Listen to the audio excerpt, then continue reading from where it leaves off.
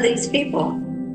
It's graduation season. Well, actually, it's kind of wrapping up besides high school, Right. which will be happening, Do, do, do, do, do, which will be happening do. like now-ish. So at least for college students, graduation season pretty much is wrapped up now. So, and I feel like every year I've talked about some aspect of a graduation thing, so I might as well kind of keep to tradition, kind of. Last year, obviously, there was a lot of protests regarding what's happening. Like, that was basically covering, mainstream media for months. Hasn't really happened so much this year, given the new administration and the crackdowns in terms of protesting on campuses now. But this is an op-ed from, I'm going to get her name wrong, but Emese. Ilyes. Ilyes. Beautiful French name. Assume I pronounced it right. So she wrote an op-ed in Common Dreams called "A Graduation Message Amid the Trumpian Assault on Higher Education," where she writes, "Pick up the pieces and imagine the worlds of collective liberation that you have practiced building in classrooms where you've worked across difference, where you learn to turn toward each other rather than away." So she writes, You got it? "It is graduation season." Oh, there you go. I got it. You're good. Yeah. "It is graduation season. Years of relentless work, of late nights spent studying for exams that beat like a drum on our most anxious fears, days spent over desks and keyboards trying to gather up words and put together logical arguments built on existing literature. The world was spinning so fast because these students were spinning it with their dedication, focus, and care. And now they are about to graduate, a huge accomplishment that represents, for many, a celebration to all whose sacrifices made these degrees possible. I teach at John Jay College, a part of City University of New York system. At my college, the majority of students are first-generation college students, the first ones in their family to access higher education. This access requires immense sacrifice from many ancestors, parents, siblings, grandparents. When they walk across that stage to receive their diploma, they are not alone. Each person walking across that stage is followed by a parade of ancestors who glow in this immense, powerful accomplishment that celebrates all of their legacies. For many of my immigrant students, as well as for me, these sacrifices often look like fleeting homes and lands, letting go of the ability to fully express ourselves as we learn a new language, stumbling through years of trying to articulate the depth of our feelings and the texture of our experiences while trying on words that fit awkwardly in our mouths and in our own bodies. The City University of New York stands as a beacon against this darkness. Founded in 1847 as the nation's first free public institution of higher education, CUNY's core mission has always been providing first-rate education to all students, regardless of background or financial means. This beacon represents the best of what American can be, a place where education illuminates paths forward for all people, not just those born into privilege. My students at John Jay College honor these sacrifices with their brilliance and vision. Their degrees aren't just pieces of paper. They're vessels of transformation, tools of liberation, forged through years of intellectual courage. According to U.S. News and World Report, John Jay ranks number 6 nationwide for social mobility, with 6 of the top 10 colleges in that category being City University of New York schools, with 85% of students graduating with zero college debt. These aren't just statistics that represent real lives being remade, real futures expanding beyond what was once thought possible. In the classroom, in our meetings and research, I witness their world building every day. They bring vast experience, curiosity, and wisdom from all corners of the world, analyzing problems and creating solutions with remarkable insight that can only come from minds that have been both challenged and nurtured by rigorous education. This is why it breaks my heart to have conversations with students this semester unlike any I've had before. Conversations filled with pain and confusion about their place in our shared reality. When they entered college, they believed what they were doing the right thing for their families, communities, and our collective future. But the narrative around higher education has shifted dramatically under the Trump presidency, casting their decisions in a harsh new light, a deliberate attempt to extinguish the very flame of opportunity that has guided generations towards better lives. Oh, what I You said? go back. You just went too far forward. One more. Okay. I think it's Oh, one wait. more. There you go. Okay. This narrative shift is most evident in discussions around student loans. The administration has taken an aggressive stance against anyone with student loans, treating education as a moral failing rather than an investment. These policies represent a direct assault on the founding promises of institutions like CUNY that education should illuminate paths forward for all people, not just those born into privilege.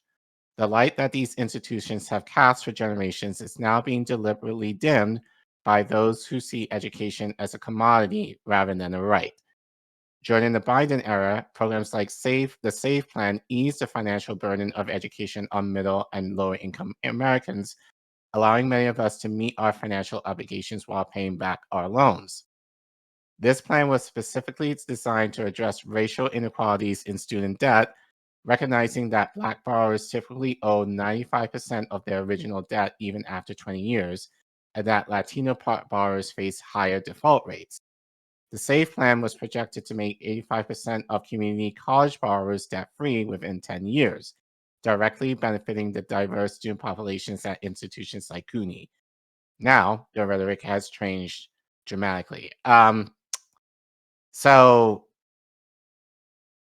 I have to push back on this a bit because, yes, obviously Trump, and I still follow a lot of these student loan forums on Reddit still. Right. I've mentioned time and time again, the only reason like I got my loans, the remaining of my loans forgiven, was it over a year? Yeah, it was over a year ago now. Something like that. Formally, um, due to the plans that Biden had initiated. Um, so I'm still, and the reason why I was able to, because I was technically supposed to have them forgiven, I believe this past fall, but due to something that I checked a couple of years ago, I actually overpaid. I overpaid a year. So I was Mm. able to get them forgiven. I wouldn't say early, but before Trump came into power, I would say that. So I'm still, and the only reason why I was able to figure out what to do, because I had no clue what to do, was going on Reddit. So I'm still in those forums now. Um, so a lot of the programs like the public service student loan program, people are still getting their loans forgiven. Obviously, it's at a lot slower pace now, but people are still getting their loans forgiven even now. So, but all that aside, yes, we know what Trump is trying to do. That being said, it doesn't. I don't want to make it sound like Biden was doing miracles with student loans either, Yeah. because it He still doesn't wasn't. address the issue. It still doesn't address the issue in terms of why college is still too fucking high to begin with, Right. or why colleges operate like a business where they're able to really take as much money or charge as much money for tuition, and then like no accountability as far as loan programs, and a lot of them are federal, so they'll give you all this money in order for you to go to school, but then you have to pay back interest that um accumulates year after year after year after year, that you're not able to make a dent into it, um, even in your old age. So, like I said, I was lucky in regard that, um, at least with the loans that I took out, um, I was able to see my loans going down. But for a lot of people, that's not necessarily the case. A lot of people were paying their loans 2, 3, 4 times over with interest, with accumulating interest. But so yeah, that's kind of the pushback I have on this is the idea. Yeah, Trump did tweaks, sure, but then even then it wasn't what he promised he would do. And then the way that he did it, which I covered in depth a couple years ago, was not how he was instructed to do it. Like I think he only did it in terms or more politically, what was politically favorable to him, and not necessarily favorable to his base. So, but regardless, I will also add to this that I think a lot of people are doubting college now, simply put, because a lot of young people now are beginning, should I go into debt because of what I have to pay back and not having the kind of jobs that will pay well in order for them to pay them back? So, so I think more young people are starting to ask themselves, like, is college even worth the investment anymore? Especially like now, if the stat is right that like overwhelming majority of students, and well, CUNY is a state college, is able to graduate debt free, great. But not every college is like that. And so, I feel like this is kind of a more nuanced reason as to why students might not like the idea of calling to college or kind of second guessing going to college. It's not just Trump or student loans. There's a lot more into that, just in terms of the worth of college. Right. Especially now that, like, depending on what it is, you can learn what you need to learn on YouTube or social media and kind of get those skills there in a lot of ways. So, so that's why I really push back to her regarding like what she was saying. Like, she just kind of making it seem like Trump is the reason why students are questioning, the worth of their degree. When I argue it's just the sign of the times that, people are not getting paid the type of salary to justify, depending on the industry, uh, the need to go to college if you're going to be in debt, um, basically for the rest of your life. But anyway, that was a long aside. Uh, let's continue. Oops. American taxpayers will no longer be forced to serve as collateral for irresponsible student loan policies, declares Secretary of Education Linda McMahon, while White House Press Secretary Caroline Leavitt insists that if you take out a loan, you have to pay it back. It's very simple.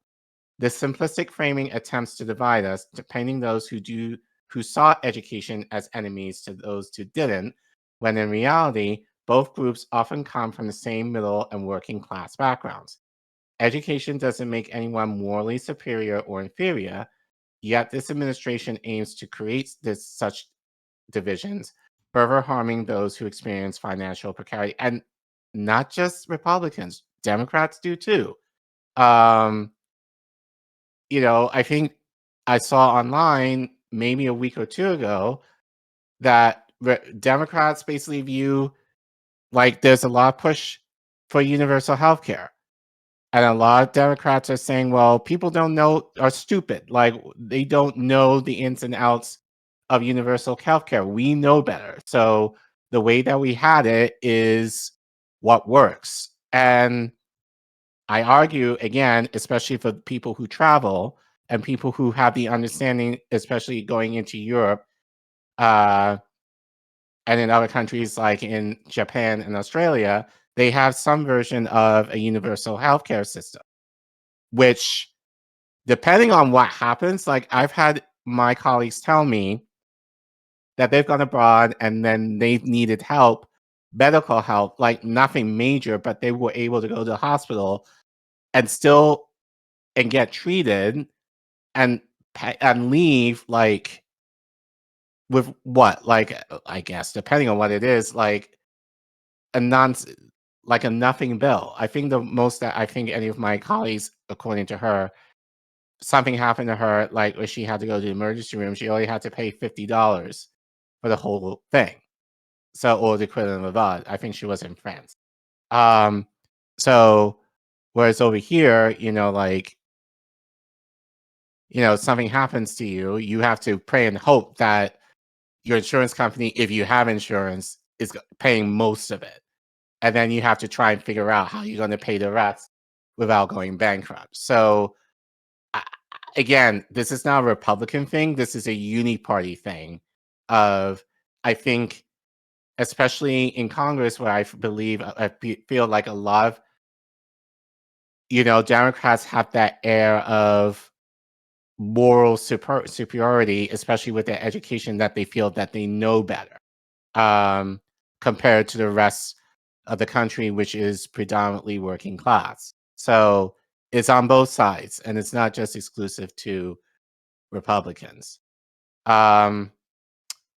Anyway, even beyond this damaging narrative, my students are entering a world of deep uncertainty. The positions they hope for, research assistants at institutions, staff, and nonprofits, have been decimated by budget cuts instigated by billionaire Elon Musk. Meanwhile, universities themselves are failing students in profound ways. Some institutions like Columbia have abandoned their responsibility to protect students, turning them over to immigration and customs enforcement with little concern of their welfare. In one harrowing account, ICE agents showed up at a Columbia student's apartment demanding entry without warrant. Ranjani Srinivasan avoided months, perhaps years, of unlawful detention only because her roommate knew her rights and refused to let agents in without proper documentation. Eventually, Rajani left the country, her education and dreams interrupted by fear. And she is not alone. Countless talented young people from around the world are now choosing not to come here because they cannot trust the United States with their visions and futures. They see the shadows of betrayal and their right to reconsider. Other universities, like those in Ohio State, are dismantling critical programs and criminalizing certain perspectives, erasing HI histories from the classroom. These decisions are not representative of where the public is, for instance. In Ohio, the bill banning diversity, equity, and inclusion concepts from the classroom was the most protested against bill in Ohio history, with roughly 1,500 people submitting statements in opposition to it passing and about 30 submitting statements in support. Academic freedom, what makes American universities powerful engines of transformation, is being systematically undermined, with universities complicit in this process. With graduation season upon us, we are seeing the shape of this complicity take now. On May 14th, New York University decided to withhold the diploma of their valedictorian for speaking truth to power, simply mentioning the atrocities taking place in Palestine. This act of courage is exactly what we should hope our students would do when witnessing injustice. So this clip, I believe, went viral last weekend. Oh, by the way, I just found out this student, whose name is Logan Rozos, is gay trans man. Okay. So shout out to that. So like, you're withdrawing this diploma from, this man who is part of the LGBT and of color. So the very, within the liberal fields, those are like, yeah, he's ticking all the the boxes. pinpoints of the people that they're looking for. Right. But because, he stood up for Palestine, that you decide to withdraw his diploma from him. So, but for those of you who didn't see it, let's take a look as to why he said that was problematic. So please join me in welcoming to the podium the NYU Gallatin 2025 student speaker, Logan Rozos.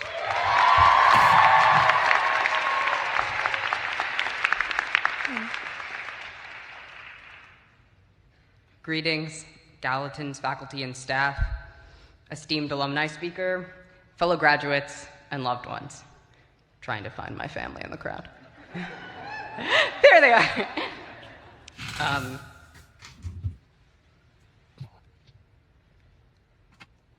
I've been freaking out a lot about this speech, honestly. And as I search my heart today in addressing you all, my moral and political commitments guide me to say that the only thing that is appropriate to say in this time and to a group this large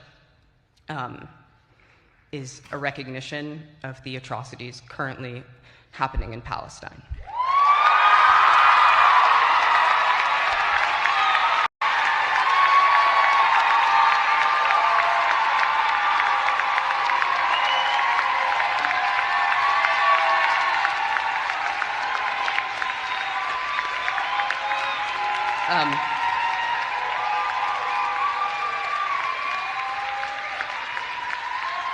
I want to say that the genocide currently occurring is supported politically and militarily by the United States, is paid for by our tax dollars, and has been live streamed to our phones for the past 18 months, and that I do not wish to speak only to my own politics today, but to speak for all people of conscience, and all people who feel the moral injury of this atrocity.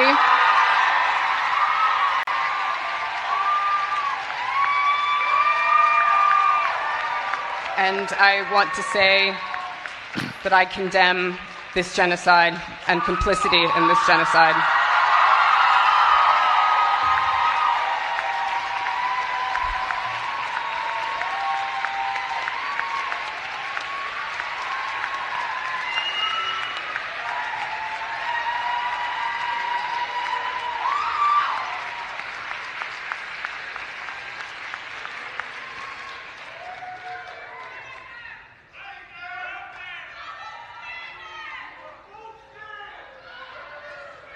Thank you to the class of 2025, and congratulations.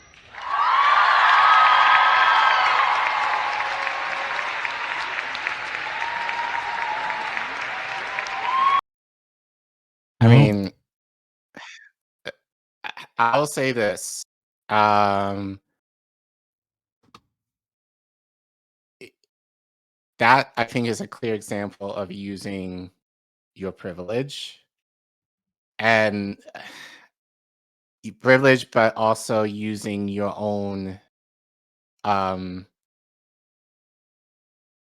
turmoil. Again, this guy is trans, gay, and Black. So another oppressed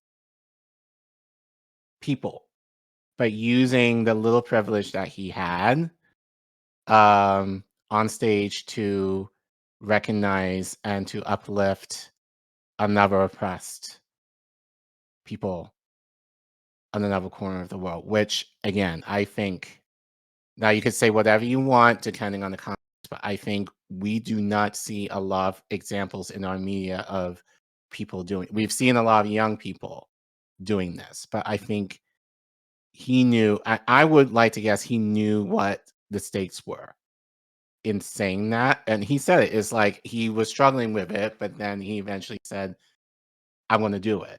So yeah, shout out to him for that kind of courage. And I wish more people would be able to do that, to kind of take that stand, even within our oppressed communities in this country. But yeah, what were you going to say, Reef? Nothing much. I mean, it's just one, like, it seems like he was getting plenty of support in the room, Right. So, well, he was getting plenty of support in the room, but not necessarily from administration. The administration. Yeah, so funny how that works. Right. So if we go to the next slide. Yeah. Oh, wait. Yeah, I put that in. Is there a video? Okay. So you put, okay, that's why I was like, that's new. Yeah. So this is a tweet from @partisan_12. Law students at NYU have chosen to stand up and teach their university a lesson on justice. Yep. So go ahead. Here we go. So this was after they like messed with the person doing the speech, you know? So Right.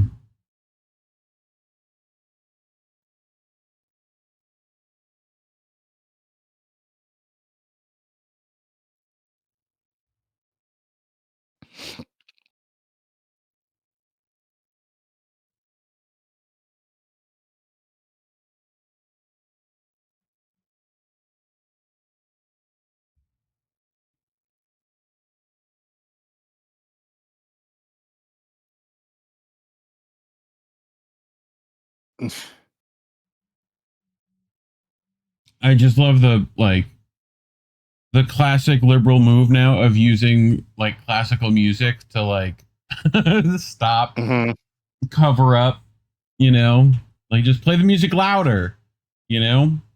Right. So, but yeah, I just Right. go ahead. Yeah. So going back to Logan for a second, the NYU valedictorian. So Colin Monroe tweeted this out, where he said,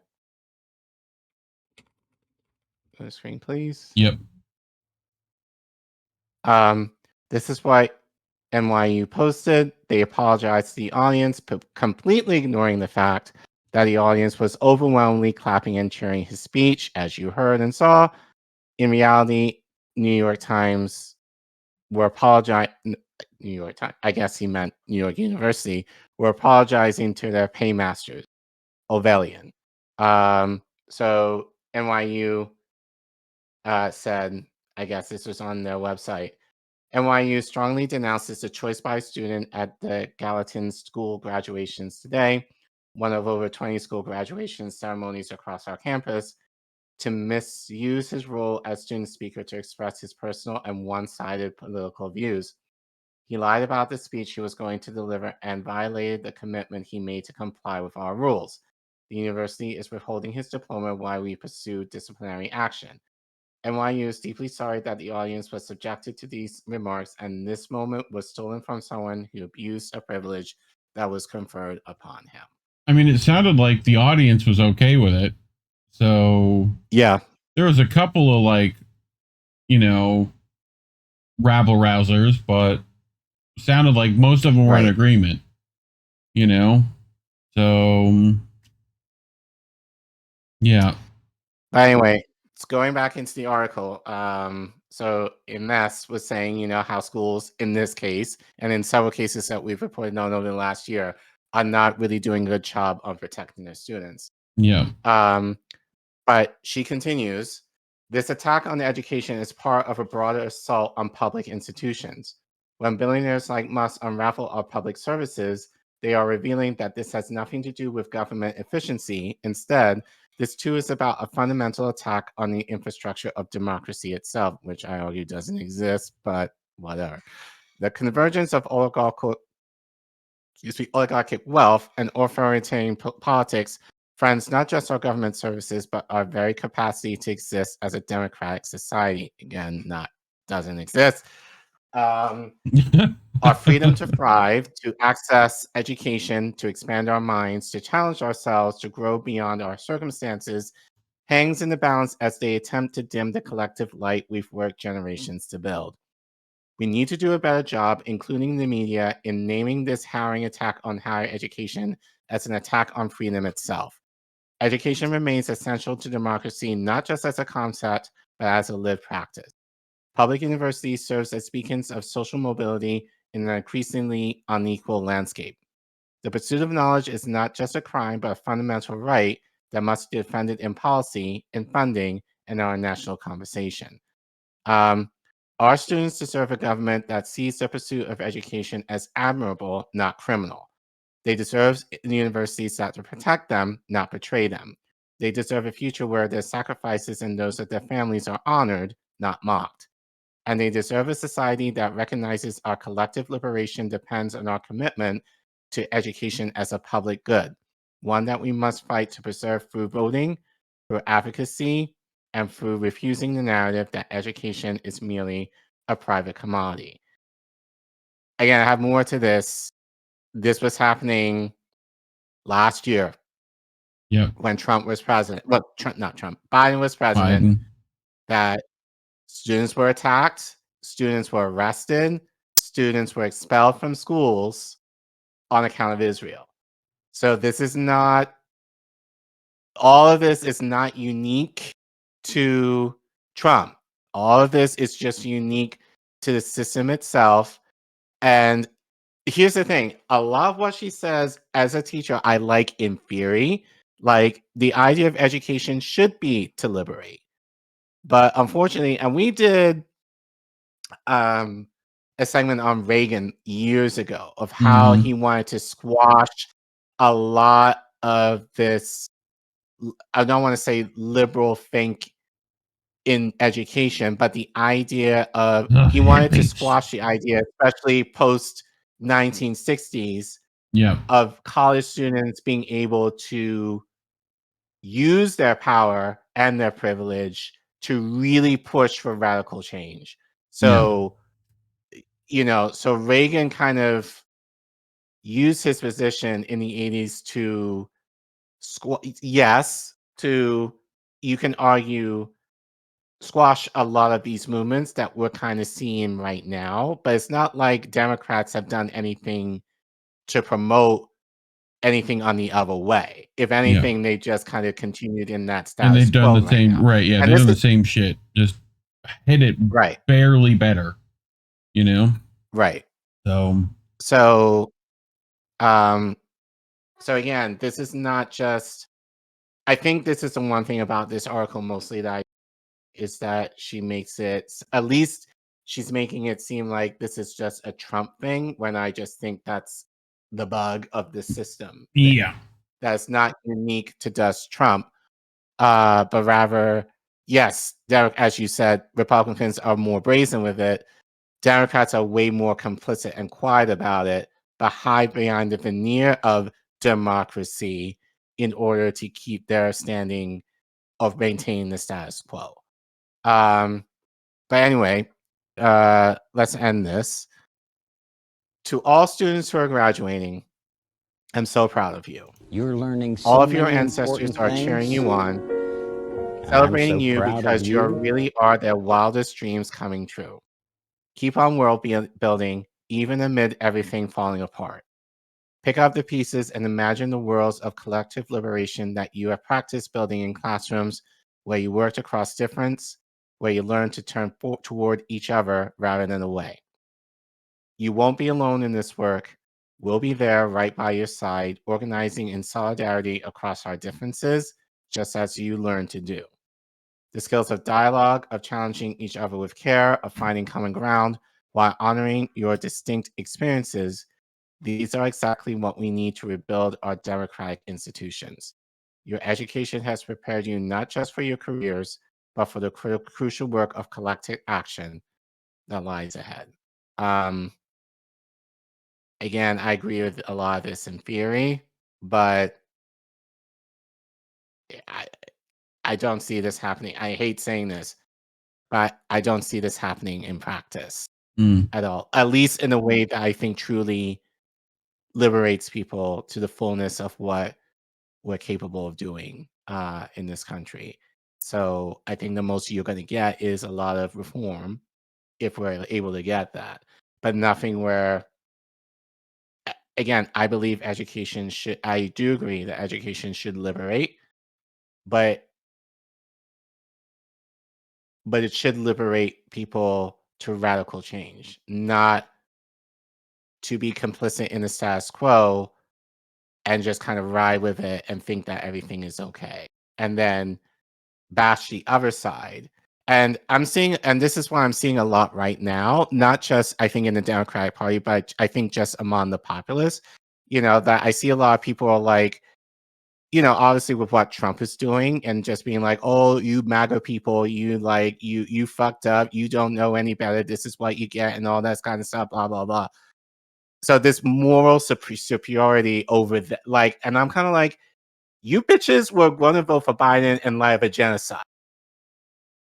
Like, you cannot speak to MAGA in terms of what your president failed to do for them.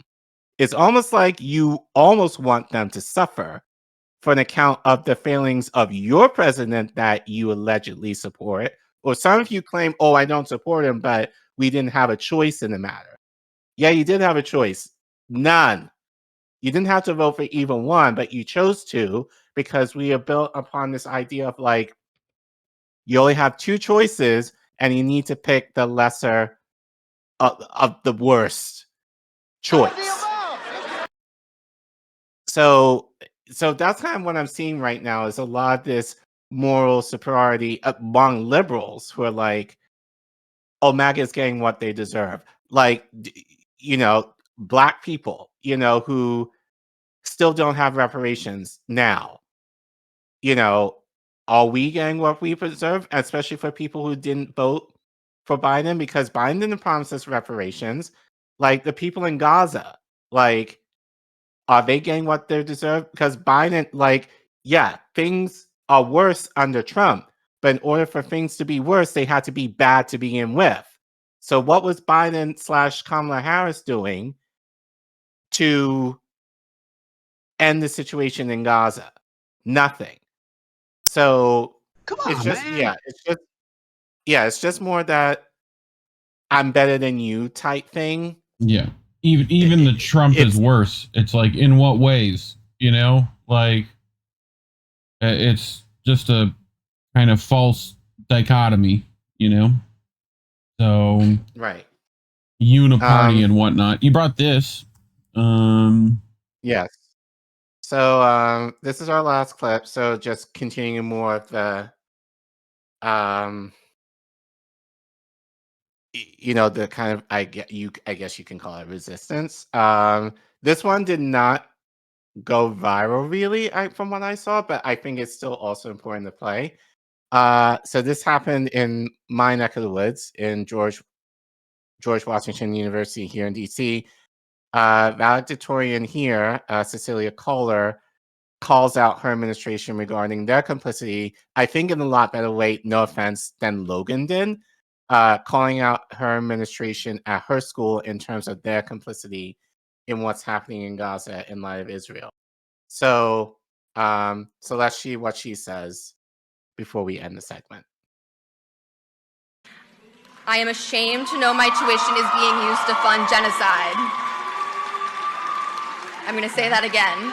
I am ashamed to know my tuition is being used to fund this genocide. The university's administration must prioritize the basic needs and rights of students and faculty over the agendas of wealthy donors and politicians.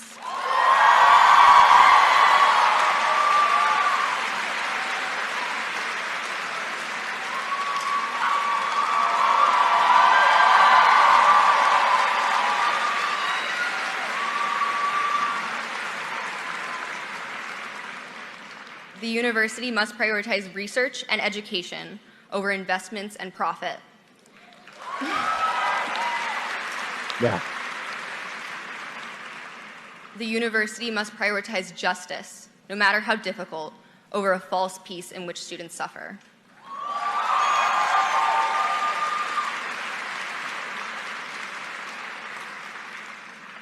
For over a year, we have watched a genocide be committed against Palestinians.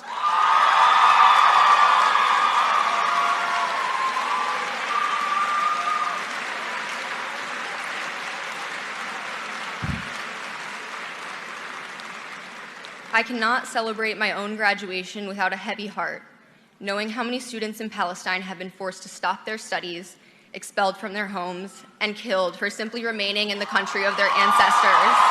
And their universities demolished.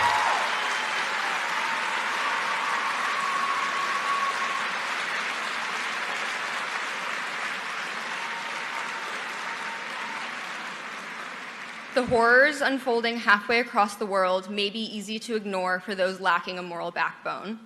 For the rest of us,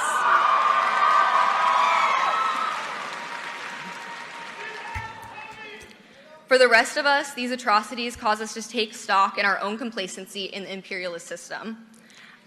I am ashamed to know my tuition is being used to fund genocide. I'm going to say that again. I am ashamed to know my tuition is being used. Our enemies are all those in league with imperialism, the bureaucrats, the big landlord class, and the reactionary section of the intelligentsia attached to them. Yeah. Thanks, John Candy. So, yeah. So I think Cecilia was a little more clear and showed, at least said receipts. I think exposed a little bit more of the reality of, ultimately it's the idea. Look, and I'll say this to any student who just graduated or who will graduate. Yeah, I mean, obviously, you graduating is a big deal. Definitely celebrate and enjoy that with your family and friends or whatever. But also recognize that there are many university students in Gaza that do not have this opportunity that you're able to have right now. Because as Reef said, their schools have been destroyed. Their studies have been put on hold. And many of them are dead or dying.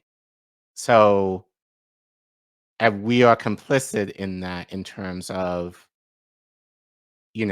so for the people who chose not to vote for Biden in light of this disregard of Palestinians, and to the people who are now blaming MAGA allegedly for the issues that we have now. Oh, if we just all voted for Biden or, actually Kamala Harris, things would have been a lot better.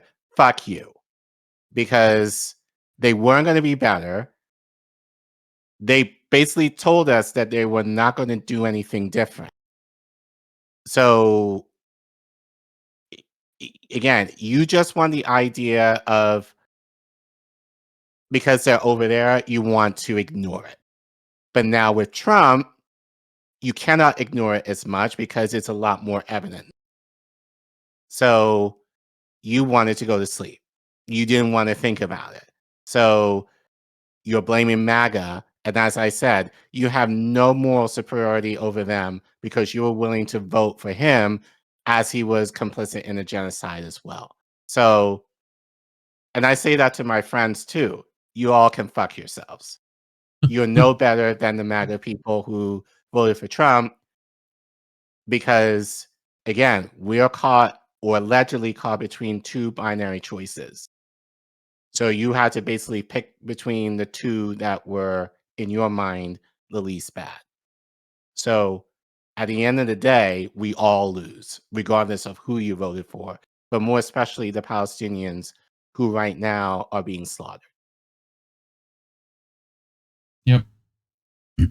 For sure. So, and you could just decide to not and defund their entire system while you're at it. Works out great. But anything else? No, I'm done. Okay. So if you like that segment, or you want to support us in like that segment because YouTube won't, you can scan the QR code that you see on your screen, or you can type in the Ko-fi link that you see at the bottom of your screen there. Or if you're in the YouTube chat and you forget, you can type in !donate, all one word. The Ko-fi link will pop up, and then you're able to click it and then give as little as much as you want on there. We'll also have links to PayPal, Cash App, and Substack. Excuse me, if you want to donate that way, or if you're interested in donating monthly, we'll really appreciate that too. All those links will be in the description of this page. If you're not able to give financially, we understand. We know that times are rough. Don't forget to like and subscribe, and please share to fight the suppression that we're seeing on YouTube. And make sure you leave a comment. What do you think of these two valedictorians who basically use their privilege to call out the atrocities that are happening in Palestine in different ways, but yet still using their privilege to be able to do that. What do you think in terms of the idea of college? Does it mean the same compared to what we're kind of being propagandized to believe it is? Do you just think that all this stuff that's happening now is because of Trump? I personally don't think so, but I'd love to hear your thoughts as to why you think college students or high school students are now second guessing the value of what a college education is allegedly supposed to offer. Let us know in the comments what you think. And help us get to free K. If we're able to hit that over the summer, we'll be in great shape, I think. And we will love you guys for it. And thanks for watching.